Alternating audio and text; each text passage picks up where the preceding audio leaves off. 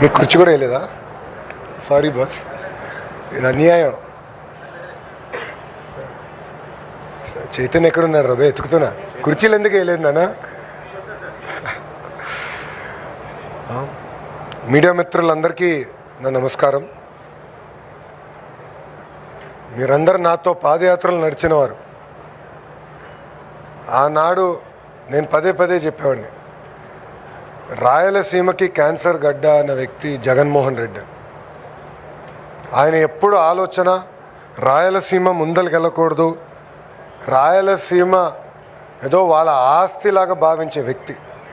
ప్రజలకి మేలు చేయాలి, పెట్టుబడులు తీసుకురావాలి, పరిశ్రమలు తీసుకురావాలని ఏనాడు వాళ్ళకి ఆలోచన లేదు.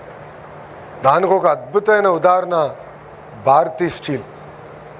ఆనాడు మీరు చూస్తే సుమారుగా 11,000 ఎకరాలు, ఒక్కొక్క ఎకరం 18,000 రూపాయలు, ఇంకొక 3,000 ఎకరాలు, ఒక్కొక్క ఎకరం 25,000 రూపాయలు ఒక్క వ్యక్తికి ఇచ్చారు. ఆనాడు వాళ్ళు ఏం చెప్పారు? 10,000 ఉద్యోగాలు వస్తాయి, డైరెక్ట్గా ఇండైరెక్ట్గా 1,00,000 మందికి ఉద్యోగాలు వస్తాయి. ఒక్క ఉద్యోగం రాలేదు. అది పెట్టుకుని ఏకంగా మైనింగ్ లైసెన్స్ తీసుకున్నారు. ఆ మైనింగ్ లైసెన్స్ తీసుకుని సుమారుగా 320 ఎకరాల్లో ఆ రోజు మైనింగ్ చేసి ఏకంగా ఐరన్ ఓర్, సంస్థ పేరు కూడా రెడ్ గోల్డ్, సంస్థ పేరు కూడా మ్యాచ్ చేసి రెడ్ గోల్డ్ అనే సంస్థ పేరుతో ఐరన్ ఓర్ ఇక్కడ నుంచి తీసుకెళ్ళి అమ్మేశారు.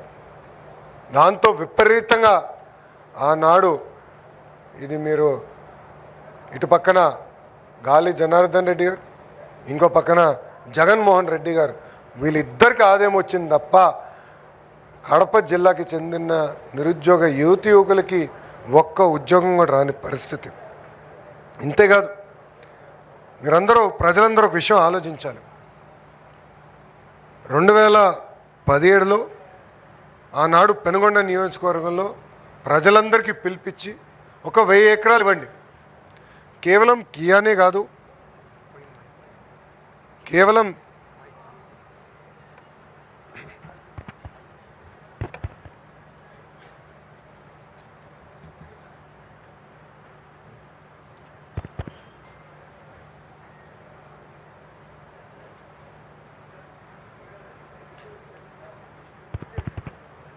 వినపడుతుందా?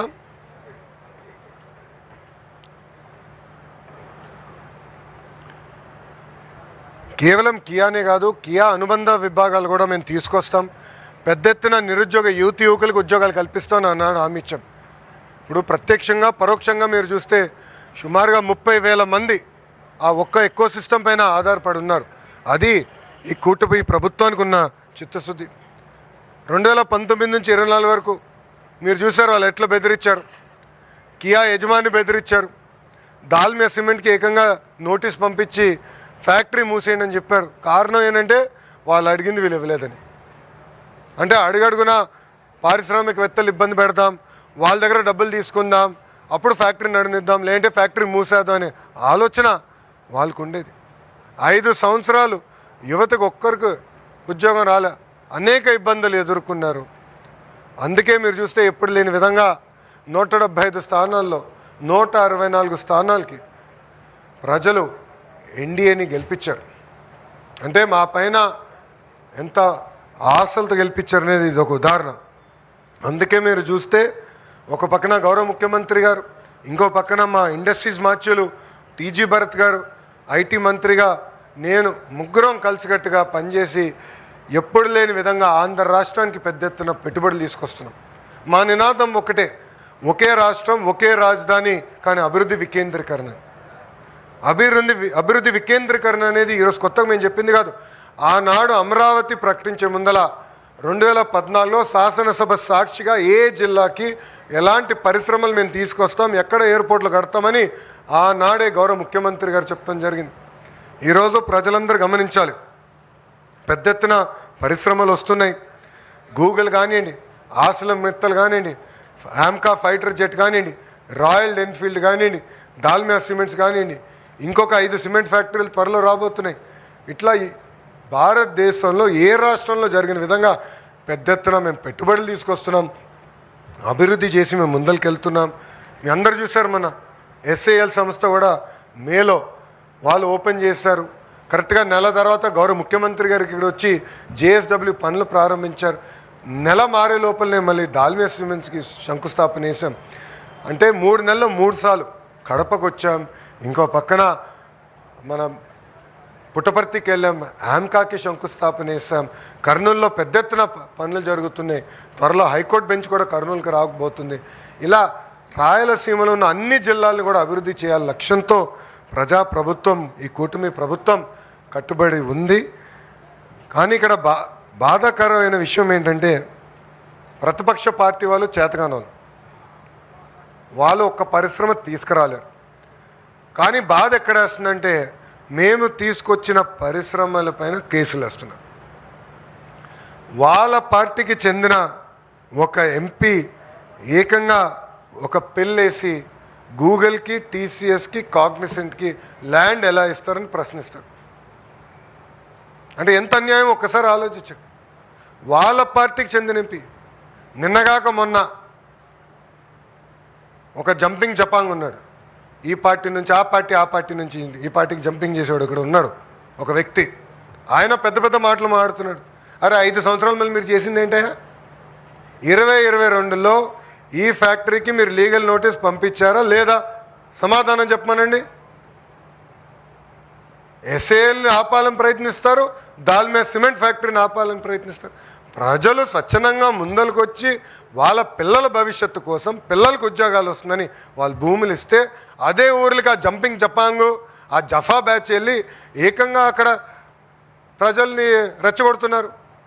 మేమెందుకు మిమ్మల్ని వదిలిపెడతాం? మేము లక్ష్యం పెట్టుకున్నాం 20 లక్షల ఉద్యోగాలు కల్పించాలని.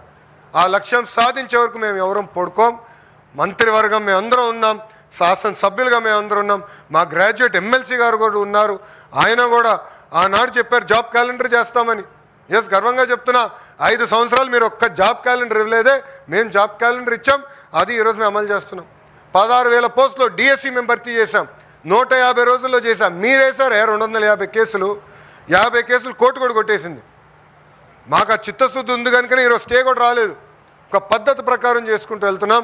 మీరు ఎన్ని ఆరోపణలు చేసినా నమ్మేదానికి ప్రజలు సిద్ధంగా లేరు. ప్రజల్లో చైతన్యం ఉంది, మా అందరిలో కూడా చైతన్యం ఉంది. నిరుద్యోగ యువకులకి పెద్ద ఎత్తున ఉద్యోగాలు కల్పించాలని మీకు నిజంగానే చిత్తశుద్ధి ఉంటే 5 సంవత్సరాలు ఎందుకు మీరు చేయలేదు? టీచర్ రిక్రూట్మెంట్ డిఎస్సి ఎందుకు చేయలేదు? జాబ్ క్యాలెండర్ ఎందుకు మీరు విడుదల చేయలేదు? 5 సంవత్సరాలు ఎందుకు మీరు రాయలసీమ కనీసం ఒక్క పరిశ్రమ తీసుకురాలేదని నేను సూటిగా ప్రశ్నిస్తున్నా. ఏది ఏమైనా నిరుద్యోగ యువకులకి మేము అండగా నిలబడతాం. వాళ్ళకి ఉద్యోగాలు కల్పించాలి లక్ష్యం మాది ఒకటే పెట్టుకున్నాం. అటు ప్రభుత్వం కానీ ఇటు ప్రైవేట్ రంగంలో కానీ పెద్ద ఎత్తున ఈరోజు ఉద్యోగాలు కల్పిస్తున్నాం. డిఎస్సి పూర్తి చేశాం, కానిస్టేబుల్ రిక్రూట్మెంట్ పూర్తి చేశాం, ఇప్పుడు జాబ్ క్యాలెండర్ విడుదల చేస్తున్నాం, అంగన్వాడీ టీచర్లు రిక్రూట్మెంట్ చేస్తున్నాం. ఇట్లా ఒక పద్ధతి ప్రకారం చేసుకుంటూ వెళ్తున్నాం. ఈరోజు మేము బోల్డ్గా డెసిషన్స్ తీసుకున్నాం కనుకనే మన రిపోర్ట్ కూడా చూసాం, ఎకనామిక్ రిపోర్ట్. మొదటిసారి ఆంధ్ర రాష్ట్రంలో ఐటీ ఎక్స్పోర్ట్స్ 32% పెరిగింది, 32%. ఎక్కడ లేని ఆంధ్ర రాష్ట్రం ఇప్పుడు సుమారుగా ఈ సంవత్సరం ఆఖరికల్లా 8,000 కోట్లు ఐటీ ఎక్స్పోర్ట్స్కి వస్తాం. ఇంకా చాలా పెరగాలి. ఎందుకంటే ఒక కర్ణాటక 4 లక్షల కోట్ల ఐటీ ఎక్స్పోర్ట్స్ చేస్తుంది, 4 lakh crores. మనం 8,000 కోట్లలో ఉన్నాం. సో ప్రజలందరూ గమనించాలి. ఈరోజు పాలసీ తీసుకొస్తే నిరుద్యోగ యువకులకు ఉద్యోగాలు కల్పించడానికి తీసుకొస్తున్నాం. మేమేం భారతీయ సిమెంట్స్కి ఇవ్వట్లా, లేదంటే బ్రహ్మణి స్టీల్ లాంటి సంస్థలకు ఇవ్వట్లా. ఒక చిత్తశుద్ధి ఉన్న కంపెనీ, ఒక ట్రాక్ రికార్డ్ ఉన్న కంపెనీ, ఒక కమిట్మెంట్ ఉన్న కంపెనీకి ఈరోజు మేము భూములు ఇచ్చి ముందలు తీసుకెళ్తున్నాం. యువకులకి ఉద్యోగాలు కల్పించే లక్ష్యంతో మేము పనిచేస్తున్నాం. నేను అనేక మారు చెప్పాను, Jaganmohan Reddy brand very clear. ఆయన పేరులో జీలో చూస్తే గొడ్డెలు ఉంటుంది, గోల్డ్ మెడల్ ఉంటుంది. అదేవిధంగా ఆంధ్ర ప్రైడ్ అనుకోండి, ఇంకో బాటిల్ కూడా అప్పుడు వాళ్ళు తీసుకొచ్చారు. ఇలా ఏంటంటే వాళ్ళు ఆ బ్రాండ్ అవుతే కూటమి ప్రభుత్వాన్ని ఒక గూగుల్, ఒక ఆసిలర్ Mittal, Dalmia cements, royal Enfield, Kia, ఒక కాగ్నిసెంట్, ఒక టీసీఎస్ ఇలాంటి పరిశ్రమలు తీసుకొచ్చిన ఘనత మంది. నిరుద్యోగ యువకులందరూ కోరేది ఒకటే, మాయ మాటలు చెప్పి వాళ్ళు కప్పిపుచ్చుకోవడానికి ప్రయత్నిస్తున్నారు. మీరు అందరూ అప్రమత్తంగా ఉండండి. ప్రభుత్వం మీకోసం పనిచేస్తుంది, మీకు ఉద్యోగాలు కల్పించడానికి పనిచేస్తుంది. మీకు మేము అండగా నిలబడతాం. బాగా ప్రిపేర్ అవ్వండి. ఇంకో పక్కన జాబ్ క్యాలెండర్ ఎగ్జామ్స్ త్వరలో జరగబోతున్నాయి, డిఎస్సి కూడా రాబోతుంది, ప్రైవేట్ రంగంలో ఇప్పుడిప్పుడు పెట్టుబడులన్నీ గ్రౌండ్ అవుతున్నాయి, ఫ్యాక్టరీలన్నీ రెడీ అయ్యే సమయానికి నిరుద్యోగ యువకులు కూడా స్కిల్ అప్గ్రేడేషన్ చేసి వాళ్ళకి ఉద్యోగాలు కూడా కల్పించాల్సిన బాధ్యత మా పైన ఉంది. అది పుచ్చుకోవాల్సిన బాధ్యత యువత పైన ఉందని తెలియజేసుకుంటూ ఇప్పుడు మీడియా మిత్రులకి ఏమైనా ప్రశ్న ఉంటే దానికి సమాధానం చెప్పడానికి సిద్ధంగా ఉంది.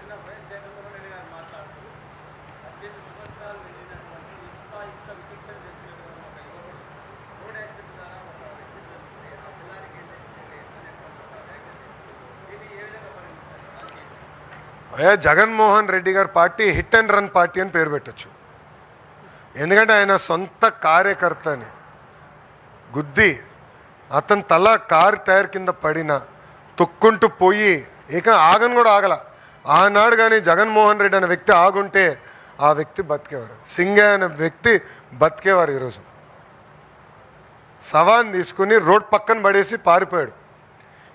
నిజంగానే చిత్తశుద్ధి ఉంటే ఎందుకు కోర్టుకు వెళ్ళాడు? ఆయన కోర్టుకు వెళ్ళి ఎందుకు స్టే తీసుకొచ్చుకున్నాడు ఇన్వెస్టిగేషన్ పైన? ఎంత అన్యాయమో చూడండి. అంతేకాదు ఈరోజు వాళ్ళ పార్టీకి చెందిన ఒక మాజీ శాసనసభ్యుడు, నేను డాక్టర్ అని గొప్పలు చెప్పుకునే వ్యక్తి, మాజీ మంత్రి, వాళ్ళ కొడుకు యాక్సిడెంట్ చేశాడు. 18 సంవత్సరాలు, is a major, is not a minor. 18 సంవత్సరాలు కుర్రోడు యాక్సిడెంట్ చేశాడు. యాక్సిడెంట్ చేసిన తర్వాత ఏం చేయాలి? బాబు ఆ క్షణంలో భయం ఉండుండొచ్చు. ఏం చేస్తాడు? ఇంటికి వస్తాడు. అప్పుడు తల్లిదండ్రులపైన ఉన్న బాధ్యత ఏంటి? అరే నువ్వు చేసిన తప్పురా, అయిపోయింది, వెళ్దాం పోలీస్ స్టేషన్కి, చలో వెళ్దాం, సరెండర్ చేసి న్యాయపరంగా ఏం చర్యలు తీసుకోవాలో అది తీసుకోండి అని చెప్పాలి. తెలంగాణలో ఇట్లనే ఒక కేంద్ర మంత్రి పైన కొడుకు పైన ఆరోపణలు వస్తే ఆ మంత్రి ఏం చేశాడండి? వాళ్ళ అబ్బాయిని తీసుకెళ్ళి నిలబెట్టాడు, లీగల్ రిక్వెస్ట్ ట్రై చేశాడు. దాని తర్వాత అబ్బాయిని తీసుకెళ్ళి నిలబెట్టాడు. ఇదిగోండి మా అబ్బాయి సరెండర్ అవుతున్నాడు, న్యాయబద్ధంగా మేము పోరాడతాం అని చెప్పారు. అది చేయకుండా ఎంత చులకంగా చెప్తున్నాడని. ఒక వ్యక్తి చనిపోయాడు,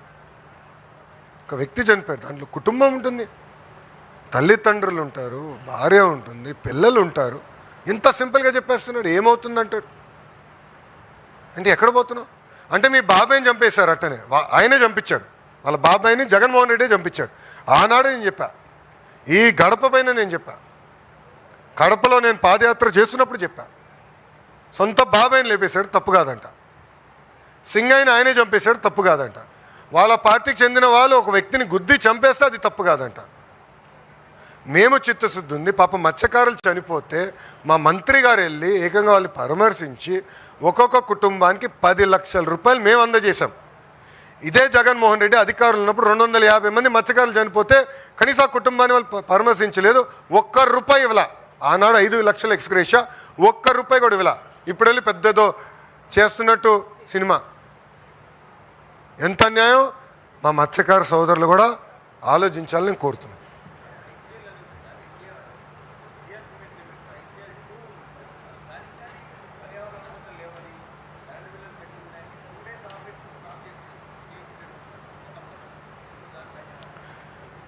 సార్, మా ఇండస్ట్రీస్ మంత్రి గారు అదేవిధంగా మంత్రివర్గంలో ఉన్న మంత్రులందరం లక్ష్యం ఒకటే, పరిశ్రమలు నడవాలి.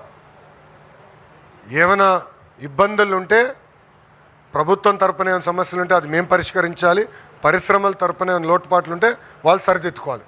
దాంట్లో మాకు చాలా క్లారిటీ ఉంది. ఎక్కడ ప్రకృతి ఇబ్బంది పడకూడదు, పనిచేస్తున్న కార్మికులు ఇబ్బంది పడకూడదు, అది మా లక్ష్యం. బట్ కలిసికట్టుగా పనిచేస్తూ వ్యవస్థల్ని ముందలు తీసుకెళ్ళాలి.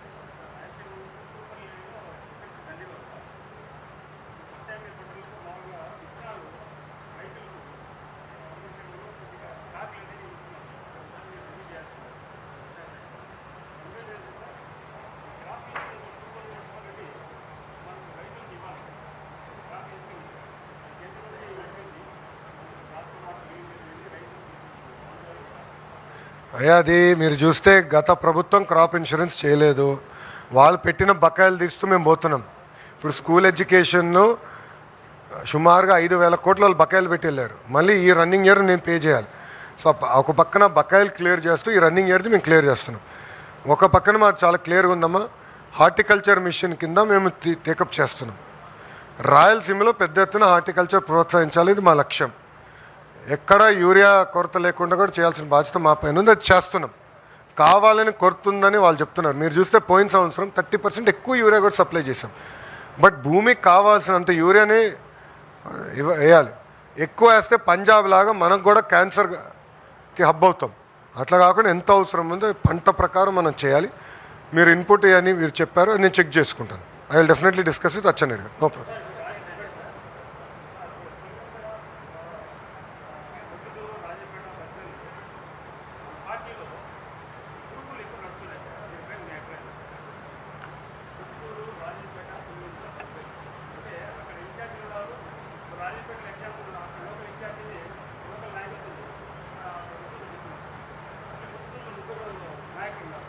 అన్నా మేము కలిసికట్టుగా పనిచేస్తాం.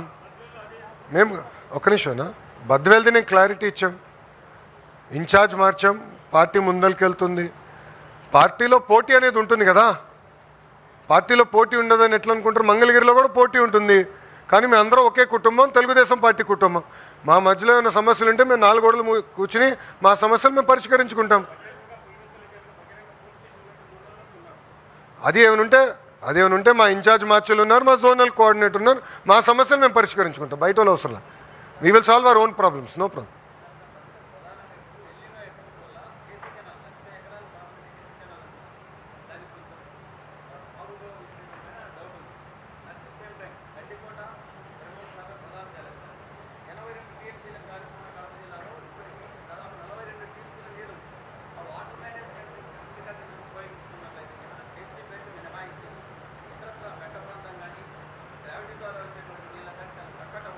ఇప్పుడు 82 టీఎంసీలో మనకి 58 టీఎంసీలు ఉందమ్మా. నేను చెక్ చేసి కలెక్టర్ గారితో మాట్లాడాను. ఆల్ రిజర్వాయర్స్ చెక్ చేస్తే 58 ఉందన్నారు. ఇప్పుడు ఏం చేయాలంటే అది ఇన్ఛార్జ్ మంత్రి గారు ఉన్నారు, ఎమ్మెల్యేలు అందరూ కూర్చుని ఎక్కడ ఎంత పంట ఉంది, ఎట్లా నీరు పంపించాలనేది చాలా ఎఫిషియెంట్గా మేనేజ్ చేస్తాం. ఎందుకంటే వాటర్ మేనేజ్మెంట్ అనేది పెద్ద ఆర్ట్, అది చాలా సిస్టమేటిక్గా చేయాలి, అది మేము చేస్తాం.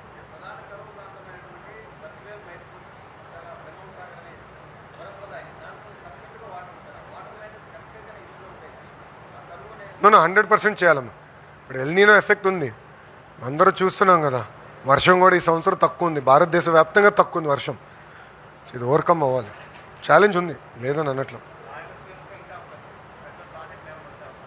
మీరు ఇట్లానే పెంచండి, మీరు ఎక్స్పెక్టేషన్స్ పెంచుతూ పోతారు. వచ్చిన పరిశ్రమల గురించి మీరు ఎవరు మాట్లాడట్లా, మీడియా మిత్రులు కూడా మాట్లాడట్లా. ఆమ్కా తీసుకొచ్చాము, ఎస్ఐఎల్ తీసుకొచ్చాము, పిఎస్పీలు అవుతున్నాయి, ఏసీ తయారీలు ఇక్కడే అవుతున్నాయి, రాయల్ ఎన్ఫీల్డ్ మనకే వచ్చింది, Kia expansion, drone city, space city, కర్నూలులో మంత్రి గారు పెద్ద ఎత్తున పరిశ్రమలు తీసుకొచ్చారు, రిలయన్స్ ఫుడ్ ప్రాసెసింగ్ పెద్ద ఎత్తున ఆయన తీసుకొచ్చారు. దాని తర్వాత గోల్డ్ మైనింగ్ కూడా 1 మైన్ ఓపెన్ అయింది, 2 మైన్ త్వరలో ఓపెన్ చేయబోతున్నాం. ఇట్లా సిస్టమేటిక్గా చేసుకుంటూ వెళ్తామా. అట్లా ఎలాంటి సందేహాలు. అభివృద్ధి వికేంద్రీకరణ అనేది 2014 చెప్పింది మేము, ఆనాడే కియా తీసుకొచ్చింది మేము. మిగతా ప్రాజెక్టులు కూడా పూర్తి చేస్తాం.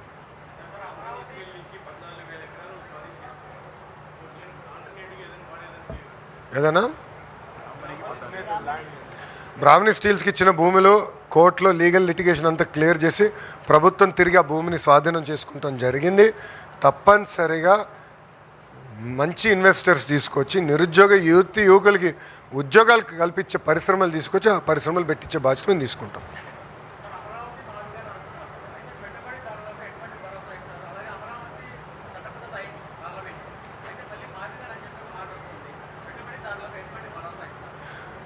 ఇప్పుడు జగన్ గారికి ఒక అలవాటు ఉందమ్మా, ఆత్మలతో మాట్లాడతాడు. ఒక్కొక్క రోజు ఒక్కొక్క ఆత్మతో మాట్లాడతాడు. ఒకరోజు మావిగన్ అంటాడు, ఇంకో రోజు బెంటాహే అంటాడు. బెంటాహే అంటే ఏం తెలుసా? బెంగళూరు, తాడేపల్లి, హైదరాబాద్. ఎక్కడున్నాడు ఆయన? బెంగళూరు. వారానికి 2 రోజులు తాడేపల్లి, మళ్ళీ ఇప్పుడు వార్తలు వస్తున్నాయి హైదరాబాద్కి వెళ్తాడు అని. సో బెంటాహై. సో ఆయనకి ఏంటంటే ఒకరు వచ్చి ఒక మాట అన్నాడు నాతో, సార్ 3 రాజధానులు మాకు పనికొచ్చినాయి అన్నాడు. ఎందుకబ్బా అన్న? కరెక్ట్ సార్, బెంగళూరు బాగా అభివృద్ధి చెందింది సార్ వైకాపా టైంలో, చెన్నై బాగా అభివృద్ధి చెందింది సార్, హైదరాబాద్ కూడా బాగా అభివృద్ధి చెందింది సార్, 3 రాజధానులు బాగా పనిచేసింది సార్ ఆ టైంలో అన్నాడు. అలా ఉంటుంది. సో పాయింట్ ఏంటంటే అమ్మా, ఇన్వెస్టర్స్ అందరూ గమనిస్తారు, ప్రజలు గమనించాలి, ప్రజలు అప్రమత్తంగా ఉండాలి. ఎందుకంటే కావాలని దుష్ప్రచారం చేసి కొత్త కొత్త నినాదాలు తీసుకొస్తే ఉన్న పెట్టుబడిదారులు కూడా రేపు రారు. దానివల్ల ఇబ్బంది పడేది నిరుద్యోగ యువకులు. సో అది ప్రజలు కూడా గమనించాలి, నిరుద్యోగ యువకులు గమనించాలని కోరుతున్నాం. యాజ్ పర్ షెడ్యూల్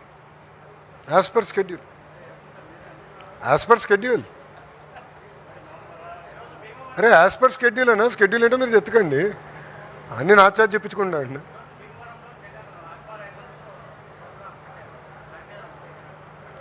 ప్రోగ్రాం పెట్టుకునే హక్కు ఆయనకు ఉంది. ఆయనలాగా మేము ఆయనలాగా మేము హౌస్ అరెస్టులు చేయట్లా, పర్మిషన్లు ఇవ్వకుండా పోవట్లా. ఆయన హెలికాప్టర్కి పర్మిషన్ ఇచ్చాం, కార్కి పర్మిషన్ ఇచ్చాం, ఆయన మీటింగ్ పెట్టుకుంటే పర్మిషన్ ఇచ్చాం.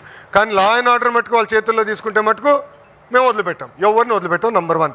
నంబర్ 2, ఆక్వా రైతుల్ని ప్రోత్సహించింది మేము, పవర్ సబ్సిడీ ఇచ్చింది మేము. ఈరోజు ఏమైంది, మీకు ప్రపంచవ్యాప్తంగా మీకు క్రూడ్ ప్రైస్ పెరిగింది, పెట్రోల్ డీజిల్ ప్రైసెస్ పెరిగినాయి. It is a fact. పెరిగే వల్ల ఇన్పుట్ పెరిగింది. జగన్మోహన్ రెడ్డి ముఖ్యమంత్రిగా ఉన్నప్పుడు ఫీడ్ ప్రైస్ 35 రూపాయలు పెరిగిందండి. ఆనాడు ఎప్పుడైనా బయటకు వచ్చాడైనా? 35 రూపాయలు పెరిగితే ఒక్కరోజు బయటికి రాల. 2 సంవత్సరాల్లో మొత్తం పెరిగేది 12 రూపాయలు. అది కూడా ఎందుకు? క్రూడ్ ప్రైసెస్ పెరిగినాయి. అది కూడా మేము 6 నెలలు ఆపాం. చివరికి ప్లాంట్లు ఏమన్నారంటే, ఒకవేళ ఇది మేము పెంచుకోలేకపోతే ఇప్పుడు నష్టాల్లో ఉన్నాం, మేము ప్లాంట్లు మూసేయాలి. ఇప్పుడు ఆయన ఆలోచన ఏంటి? ఫీడ్ ప్లాంట్లు మూసేస్తే ఇంకెక్కువ ఆందోళన వస్తుంది కదా, అదే ఆయన ఆలోచన. మళ్ళీ 5 సంవత్సరాలు మీరెందుకు 30 రూపాయలు పెంచారు? 5 సంవత్సరాలు క్రూడ్ ప్రైస్ పెరగల, 5 సంవత్సరాలు రా మెటీరియల్ ప్రైస్ పెరగల, మళ్ళీ 30 రూపాయలు ఎటు పెరిగిందిరా భయ్? అంటే 5 సంవత్సరాలు ఒక నీతి, ప్రతిపక్షంలోకి వచ్చిన తర్వాత ఒక నీతి. 5 సంవత్సరాలు బయటికి రాలా, ఇప్పుడు వచ్చి మాటలు. అది కూడా మీరు చూడండి, హెలికాప్టర్లు వెళ్తాడు, డైరెక్ట్ ఇంటి నుంచి బయలుదేరుతాడు, భీమవరంకి వెళ్తాడు, అక్కడ నుంచి కరెక్ట్గా 500 మీటర్లు మీటింగ్ పెట్టుకుంటాడు, మళ్ళీ అక్కడ నుంచి వస్తాడు, రిటర్న్ వచ్చేస్తాడు. ఎట్లా చేసుకోనండి అబ్బా, ఏముంది, ఏమవుతుంది? ఎన్నికల ముందలు కూడా అదే చేశారు కదా, కానీ ప్రజలందరూ గమనిస్తున్నారు. మత్స్యకారులకి రెస్పాండ్ అయింది ఫస్ట్ ఎవరండి? కూటమి ప్రభుత్వం. విశాఖ ఉక్కుల యాక్సిడెంట్ జరిగితే రెస్పాండ్ అయింది ఎవరు? 6 గంటలకు ఏకంగా హోంమంత్రి గారు వెళ్ళారు. 12 గంటల లోపల కేంద్ర ఉక్కు శాఖ మార్చులు వచ్చారు. 24 గంటల లోపల నేను వెళ్ళాను, గౌరవ ఉప ముఖ్యమంత్రి గారు కూడా వెళ్ళారు. మా బాధ్యత అది. మత్స్యకారులు రిటర్న్ జరిగితే 10 లక్షల రూపాయలు చెక్ మేము వాళ్ళ చేతిలో పెట్టొచ్చాం. చనిపోయిన వాళ్ళు తిరిగి తీసుకురాలేం, కనీసం కుటుంబానికి అండగా నిలబెడడానికి డబ్బులు మేము ఇచ్చాం. మళ్ళీ 5 సంవత్సరాలు ఆయన 250 కుటుంబాలకు ₹1 ఇవ్వకుండా ఇప్పుడు వచ్చి పెద్ద మాటలు చెప్తున్నాడు. ఇది మత్స్యకార సోదరులు కూడా గమనించాలి. అది